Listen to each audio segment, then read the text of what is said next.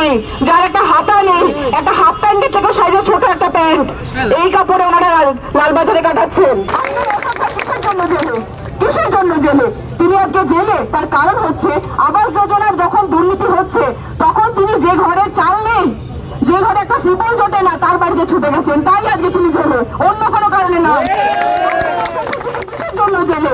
যখন একজন মানুষ, সারা পশ্চিমবঙ্গের মানুষ যখন 100 দিনের কাজ পাচ্ছেন না, কাজ করেও তারা মজুরি পাচ্ছেন না, তাদের জন্য লড়াই করেছেন, প্রধানমন্ত্রীকে চিঠি দিয়েছেন, মুখ্যমন্ত্রীকে চিঠি দিয়েছেন, তাই আজকে তিনি জেলে। তিনি এমনি এমনি জেলে নয়।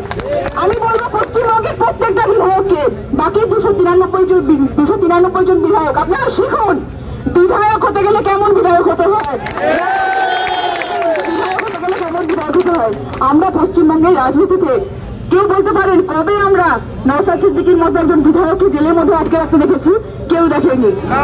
আজকে নওশাদ সিদ্দিকী সহ আরো যারা রয়েছে তারা কারা? জেলের মধ্যে আছেন বিশ্বজিৎ মাইতি। বিশ্বজিৎ মাইতি একজন অ্যাডভোকেট।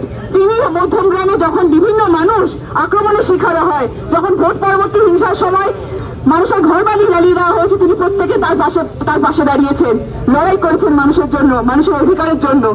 আজকে আমাদের মধ্যে জেলে রয়েছেন শাওন দাস। শাওন দীর্ঘদিনের একজন গণ আন্দোলনের কর্মী। যশোর রোডে যখন গাছ কাটা হচ্ছে তখন পরিবেশ বাঁচানোর জন্য সে ছুটে গেছে। যখন দেগঙ্গাতে আমফান নিয়ে তৃণমূল সরকার দুর্নীতি করছে তখন সে ছুটে গেছে। যখন চারিদিকে 100 দিনের কাজের জন্য মানুষ অধিকার পাচ্ছে না তখন সে ছুটে গেছে। শাওন চেন্নাই ম্যাথমেটিক্যাল ইনস্টিটিউট থেকে একজন গবেষক। তিনি ম্যাথ এবং কম্পিউটার সায়েন্স নিয়ে পড়াশোনা করেছেন। এত ভালো পড়াশোনা ছিল তিনি আজকে রাজনীতি কেন করছেন, কেন মানুষের জন্য লড়াই করছেন? একটাই কারণে, মানুষের সাংবিধানিক অধিকার তাকে ফিরিয়ে দেবেন বলে। মানুষ শিক্ষা নয়, সাধারণ মানুষ আমরা আমাদের অধিকার অর্জন করবো, তাই জন্য আজকে তিনি জেলে। আমাদের মধ্যে আছেন গ্রেপ্তার হওয়া বন্ধুদের মধ্যে রয়েছে নাসিরউদ্দিন মীর। তিনি কে? তিনি হাওড়ার মানুষ, তিনি একজন শিক্ষক। তিনি যখন বারবার হাওড়া সাধারণ মানুষ যখন ভোট পরবর্তী হিংসার শিকার হয়েছেন, আনিস খান তার জেলার মানুষ, আনিসের ঘটনার সময় তিনি লড়াই করেছেন। আজকে সেই আনিসের জন্য লড়াই করতে গিয়ে আজকে তিনি জেলে। আমাদের মধ্যে ওখানে গ্রেপ্তার হওয়া বন্ধুদের মধ্যে রয়েছেন শাহাবুদ্দিন সিরাজি।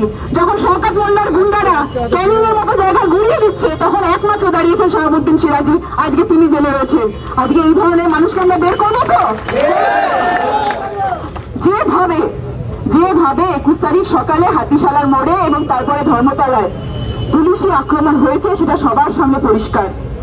আমরা মিডিয়ার বন্ধুদের সামনে বারবার বলেছি, পুলিশ বলছে কি? পুলিশ বলছে পুলিশের নাকি মাথা ফাটিয়েছে আইএসএফ এর কর্মীরা, পুলিশকে নাকি ইনজিওর করেছে, তারা হাসপাতালে রয়েছে।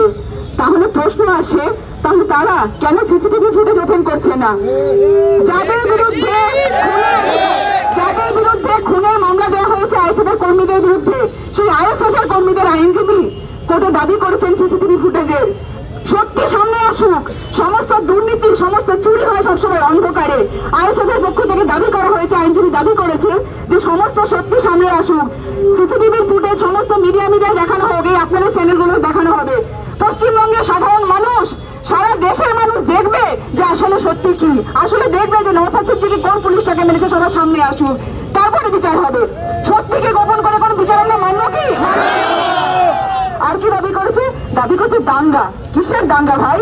যখন কিছু সাধারণ মানুষ, তারা সংখ্যায় মুসলিম হতে পারেন, কেউ আদিবাসী হতে পারেন, কেউ দলিত হতে পারেন, তারা যখন আজকে গণতান্ত্রিক অধিকারের জন্য রাস্তায় নামছে তখন দাঙ্গা। ওসব দাঙ্গা দেখিয়ে দেবো আজকে। এই 25 তারিখ 25শে জানুয়ারি আগামীকাল হচ্ছে প্রজাতন্ত্র দিবস। এই সংবিধান দিবসের আগের দিন আমরা শপথ করছি সংবিধানের প্রত্যেকটা মৌলিক অধিকারকে আমরা অর্জন করে ছাড়ব। সমাবেশ, রাজনৈতিক মিছিল, সমাবেশ, মত প্রকাশ সাংবিধানিক মৌলিক অধিকার। এই মৌলিক অধিকার প্রতিষ্ঠা করার জন্য নওশাদ ভাই বিভিন্ন জায়গায় ছুটে গেছেন, আইএসএফ এর কর্মীরা ছুটে গেছেন, অন্যান্য গণ আন্দোলনের কর্মীরা ছুটে গেছেন। আজকে সেই রাজনৈতিক সমাবেশ করার অধিকার, মৌলিক অধিকার লঙ্ঘন করা হচ্ছে। জেলের ভেতরে যে অত্যাচার হচ্ছে, তারা কেউ চোর নন, ডাকাত নন, রাজনৈতিক বন্দী। তাদের খবরের কাগজ পাওয়ার অধিকার রয়েছে, তাদের বই পাওয়ার অধিকার রয়েছে, তাদের খাতা পেন পাওয়ার অধিকার রয়েছে, ভালো খাবার পাওয়ার অধিকার রয়েছে। কোনো কিছু পাওয়া হচ্ছে না। এমনকি তাদের ভালো চিকিৎসার অধিকার রয়েছে, লয়ারদের সঙ্গে দেখা করার অধিকার রয়েছে, কিচ্ছু দেওয়া হচ্ছে না। অবিলম্বে রাজনৈতিক বন্দীর মর্যাদা দেওয়ার জন্য আমরা লড়াই করবো তো? আর এই লড়াইটা অল্প দিনই করবো, কারণ রাজনৈতিক বন্দী আমাদের সাথীরা বেশি দিন থাকবেন না। আমাদের সাথীরা জেলের বাইরে থাকবেন, নিঃস্বার্থে মুক্তি থাকবেন।